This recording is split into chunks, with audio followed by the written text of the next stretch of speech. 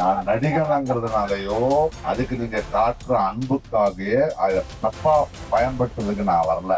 ஏன்னா நடிகன் தொழில் வேற. இந்த தேர்தல் 3 மாடலுக்கான தேர்தல் அப்படிதான் பார்க்கணும். ஒண்ணு திராவிட மாடல், 2வது அடிமை மாடல், 3வது சினிமா மாடல். நான் அரசியல்வாதி கிடையாது, நான் எந்த கட்சிக்காரனும் கிடையாது.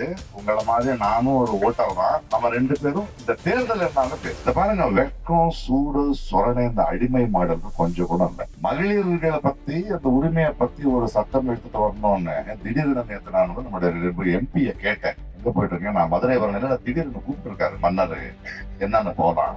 அங்க போன அதுக்குள்ள டீலிமிட்டேஷன் பாஸ் பண்றான். நான் எதுக்கு சூடு சோழனை இல்லாம பேசுறேன்னா, இந்த எடப்பாடியோ இந்த மத்த கட்சிகள் இருக்காங்கல்ல, இந்த அடிமை மாடல் தமிழ்நாட்டுக்கு துரோகம் நடந்துகிட்டு இருக்கு. தேர்தல் நேரத்துல எவ்வளவு தைரியம் இருந்தா அவன் பண்ணுவான். வாய முடிக்கிட்டு நிக்கிறாங்க பாருங்க. இந்த மாடல் நமக்கு தேவையா? இந்த மாடல் நமக்கு தேவையா? திருப்பரங்குன்றத்தில் நடக்கிறத பத்தி நான் பேச தேவையில்லை. என்ன நடக்குதுங்க? மதுரையை இன்னொரு மணிப்பூராக போறானுங்க அவனுங்க. அங்க இருந்து ஸ்ட்ரெயிட்டா பழனிக்கு வருவாங்க. இதுதான் இவங்களுடைய வேலை. ஹாய் செல்லம். ஆனா இன்னைக்கு நான் நடிகனா வரலையே. நான் நடிகனாங்கிறதுனாலயோ அதுக்கு நீங்க காட்டுற அன்புக்காக அதை தப்பா பயன்படுத்துறதுக்கு நான் வரல. ஏன்னா நடிகன் தொழில் வேற.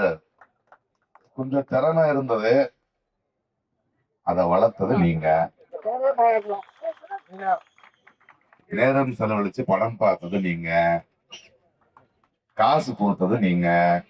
என் குடும்பம் நல்லா இருக்கும். அதை திருப்பி கொடுக்க முடியாதுல்ல காசை. ஆனா அன்புக்கு என்ன கொடுக்கணும்?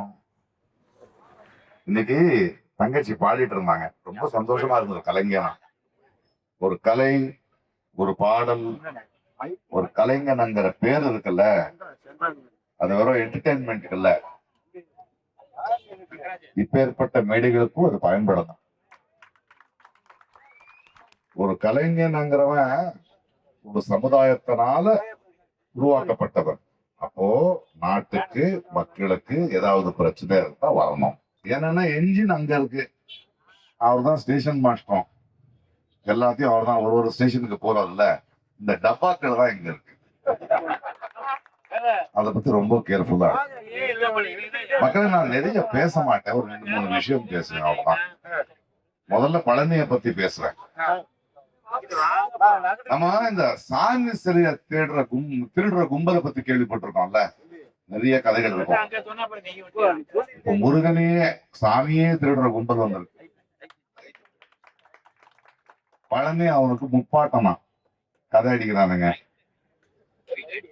அறிவுல பழனி தமிழ் கடவுள். அதுக்கு கொஞ்சம் வரலாறு தெரியணும், ஆர்கியாலஜி தெரியணும். தெரியல விட்டுருங்க. ஆனா நாங்க கேர்ஃபுல்லா இருக்கணும்.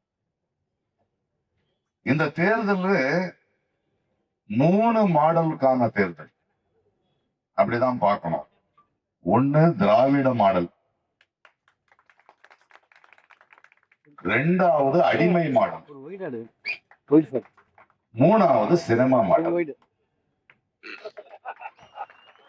நான் அரசியல்வாதி கிடையாது, நான் எந்த கட்சிக்காரனும் கிடையாது. உங்களை மாதிரி நானும் ஒரு ஓட்டர் தான். நம்ம 2 பேரும் இந்த தேர்தல் என்னன்னு பேசுறேன். இந்த மாடல்கள் என்ன கொடுக்குதுன்னு பேச. திராவிட மாடல் என்ன கொடுத்துச்சு? கல்வி கொடுத்துச்சுப்பா. இந்தியாவிலேயே ஒரு மாநிலம் இப்படி இருக்கணுங்கிற பெருமையை சேர்த்துச்சுப்பா. மொழி மானத்தை காப்பாத்துச்சு. இப்ப இனம் மானத்தை காப்பாத்துறதுக்கு போராடும். இது திராவிட மாடல். அடிமை மாடல் என்ன? நம்ம தன்மானத்தை, சுயமரியாதையை தூக்கிட்டு போய் மோதி கால் கீழ வைக்கும். தேவையா நமக்கு? இவனுங்க எப்படின்னா, ஒரு கதை சொல்றேன் உங்களுக்கு. ஒரு பெரிய கிணறு இருந்ததா, தமிழ்நாடு ஒரு கிணறுன்னு வச்சுக்கோங்களேன்.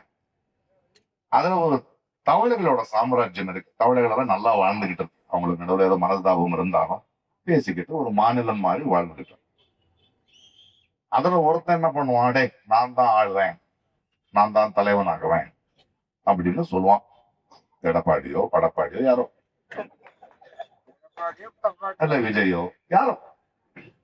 அப்ப தமிழர்கள் என்ன சொல்லுது, அப்பப்பா அப்படியெல்லாம் திடீர்னு ஆயிட முடியாதுயா, இங்க வந்து நீ இந்த தவளையோட இந்த கிணறு இருக்குல்ல, அதை பத்தி உனக்கு என்ன தெரியும், இதோடைய தன்மானத்தை காப்பாத்துறதுக்கு என்ன பண்ணுவேன், எங்களை காப்பாத்துறதுக்கு என்ன பண்ணுவேன், கல்வி என்ன தருவேன், அதெல்லாம் சொன்னதுக்கு அப்புறம் நாங்க நல்ல முடியாது, நான் ஆயிடும். அப்படிலாம் ஆயிட முடியாதுயா, கொஞ்சம் விழுந்தாதான் அடிப்பட்டாதான் தெரியும். இது இல்ல இல்ல கோச்சுக்கிட்டு வெளியே போயிடுச்சு. அந்த வெளியே போகும்போது ஒரே ஒரு ஓட்டை இருக்கும், அது தவளைகளுக்கு மட்டும்தான் தெரியும், உள்ள வர்றதுக்கும் வெளியே போகுது. உள்ளூர்காரனை விட்டா வெளியூர்காரனை விட மாட்டோம்ல. தவளை வெளியே போச்சு, அங்க பிஜேபிங்கிற பாம்பு நிக்குது. பார்த்து சாப்பிட வந்தா, ஐயோ என்ன சாப்பிடாத, சாப்பாடு என் கிணறு நிறைய இருக்கு, வழி இல்லடா, இப்படி போர், நான் கூட்டு போறேன், நீ வந்துட்டு என்ன அங்க தலைவராய். அந்த பாம்பு உள்ள எடுத்துட்டு வரானுங்க. இப்போ வேற வர முடியல இல்லைங்க. உள்ள வந்து என்ன நடக்கும், இந்த தவளை என்ன மத்த தவளை, டேய் நம்மளுக்குள்ள பேசி முடிக்க வேண்டிய விஷயம், நம்ம மாநிலம் நல்லா இருக்கணும்டா, வெளியில நீ இந்த பாம்பை கொண்டு வந்த, அதெல்லாம் முடியாது, இவனை பிடிக்கல, இவன் தான் எதுக்கு கேள்வி கேட்கறான், இவனை சாப்பிடு, இவன் மேல இடி கேஸ் போடு, இவன் மேல அந்த கேஸ் போடு, இந்த கேஸ் போட்டு 4-5 பேரை முடிச்சாச்சு. அதுக்கப்புறம் இதுக்கு தெரியாதது என்னன்னா, அதுக்கப்புறம் போவான்னு சொன்னா பாம்பு போகாது, இவனையும் சாப்பிட்டு எல்லாரையும் சாப்பிட்டு. இதுதான் அடிமை மாடல். இந்த பாருங்க, வெக்கம் சூடு சொரணை, இந்த அடிமை மாடலுக்கு கொஞ்சம் கூட இல்லை. மகளிர்களை பத்தி, அந்த உரிமையை பத்தி ஒரு சட்டம் எடுத்துட்டு வரணும்னு திடீர்னு நேற்று நான் நம்முடைய எம்பியை கேட்டேன், எங்க போயிட்டு இருக்கேன், நான் மதுரை வரணும், திடீர்னு கூப்பிட்டு இருக்காரு மன்னர், என்னன்னு போலாம். அங்க போனா அதுக்குள்ள டீலிமிட்டேஷன் பாஸ் பண்றான். அதாவது இது ரொம்ப முக்கியமானது, ஏன்னா இந்த டீலிமிட்டேஷன் பாஸ் ஆயிடுச்சுன்னா 50 ஆண்டு காலத்து தென்னிந்தியாவுக்கு இருக்கிற பிரச்சனையை அரசியல் மாறிடும். மக்கள் தொகையை வச்சு எம்பிகள் அதிகமாக்குறாங்களாம். அதை பத்தி உங்களுக்கு தெரியும். மக்கள் தொகையை வச்சு, பெரும்பான்மையை வச்சு நீங்க பண்ணலாமா? பெரும்பான்மை தான் ஒண்ணானா உண்மை, அது தான் எல்லாம் தீர்மானிக்கணும்னு அண்ணா அன்னைக்கே சொன்னாரு. அப்ப மயில் இல்லடா, பறவை, தேசிய பறவை, காக்கா தான் ஆகணும். உங்களுக்கு பெரும்பான்மை இருந்தா அரசியல்ல ஜெயிக்கலாம், ஆட்சி பிடிக்கலாம், அது வரைக்கும் தான் பெரும்பான்மை. அதுக்கப்புறம் அந்த பெரும்பான்மையை தாண்டி சமத்துவம், சகோதரத்துவம், அதை பத்தி பேசணும். இவங்க பெரும்பான்மை தான் பேசுவாங்க. நான் எதுக்கு சூடு சோழனை இல்லாம பேசுறேன்னா, இந்த எடப்பாடியோ இந்த மத்த கட்சிகள் இருக்காங்கல்ல, இந்த அடிமை மாடல் தமிழ்நாட்டுக்கு துரோகம் நடந்துகிட்டு இருக்கு. தேர்தல் நேரத்துல எவ்வளவு தைரியம் இருந்தா அவன் பண்ணுவான், வாய மூடிக்கிட்டு நிக்கிறாங்க பாருங்க. இந்த மாடல் நமக்கு தேவையா? இந்த மாடல் நமக்கு தேவையா? திருப்பரங்குன்றத்தில் நடக்கிறத பத்தி நான் பேச தேவையில்லை. என்ன நடக்குதுங்க, மதுரையை இன்னொரு மணிப்பூர் ஆக்க போறானுங்க அவனுங்க. அங்கிருந்து ஸ்ட்ரெயிட்டா பழனிக்கு வருவாங்க. இதுதான் இவங்களுடைய வேலை. இங்க வந்து முப்பாட்டணும்னு சொல்லிட்டு இருக்காங்க பழனிய. கிறிஸ்துவர் அதிகமா இருந்தா பெத்லஹேம் இந்தியால தான் இருந்தது, இயேசு கிறிஸ்து இங்கதான் பிறந்தாருன்னு சொல்லியிருப்பாங்க. இவனுக்கு இந்துக்கள் மேல இருக்கிற அன்பு இல்ல, அதிகாரம் வேண்டும், அது மட்டும்தான் வேணும். இந்த அனுமதிக்கும் இவனுங்களுக்கும் பழக்கணும். இதுக்கான பதில் நீங்க கொடுக்க வேண்டியதா ஒரு தேர்தல். இது சினிமா மாடல்னு ஒண்ணு இருக்கு. ஒரே சினிமால காசு சம்பாதிச்சிடலாம்ப்பா, பெரிய ஹீரோ ஆயிடலாம், ஸ்டார் ஆயிடலாம். சினிமால ஓகே. ஒரு சினிமாக்குள்ள நீ டாக்டர் ஆகலாம், இன்ஜினியர் ஆகலாம், முதல்வர் கூட ஆகலாம். அரசியல் அப்படியே முதல்வர் ஆயிடுயா நீ.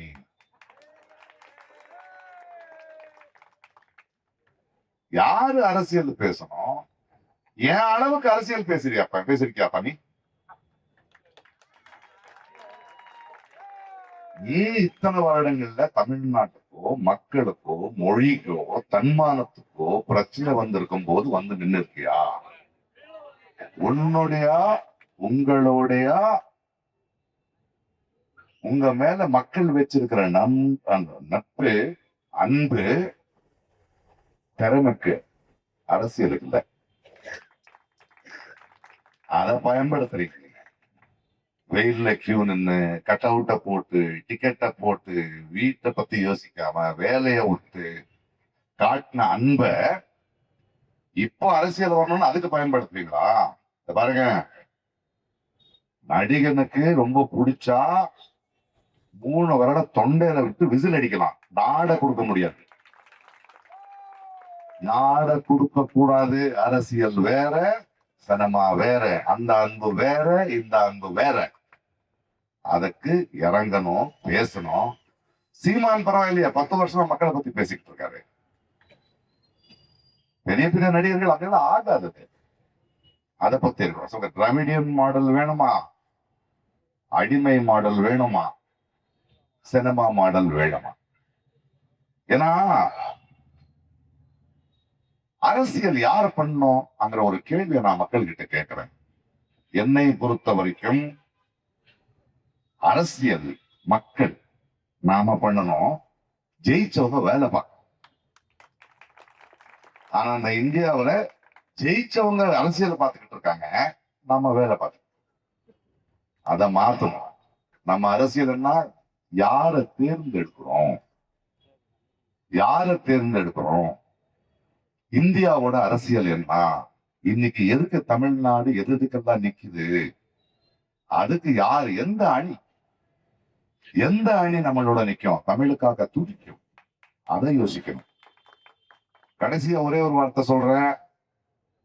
இது ஏதோ அதிமுக அணிக்கும் டிஎம்கே அணிக்கும் நடக்கிற தேர்தலா இல்ல. விஜய் சொல்ற மாதிரி டிவிகேக்கோ டிஎம்கேக்கோ நடக்கிற தேர்தலா இல்ல. இது ஒற்றுமைக்கும் பிரிவினைக்கும் நடுவுங்க. ஒற்றுமைக்கும் பிரிவினைக்கும் நடக்கிற தேர்தல்.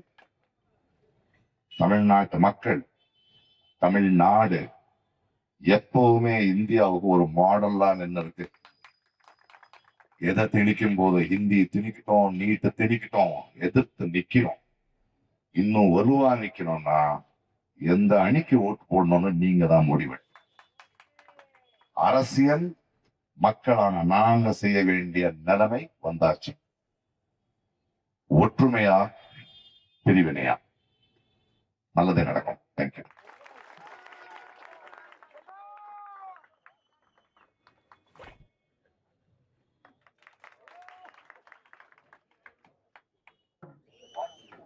அடுத்ததாக புதுகை பூபாலம் கலைக்குழுவினருடைய அரசியல் நையாளி நிகழ்ச்சி நடைபெறும்.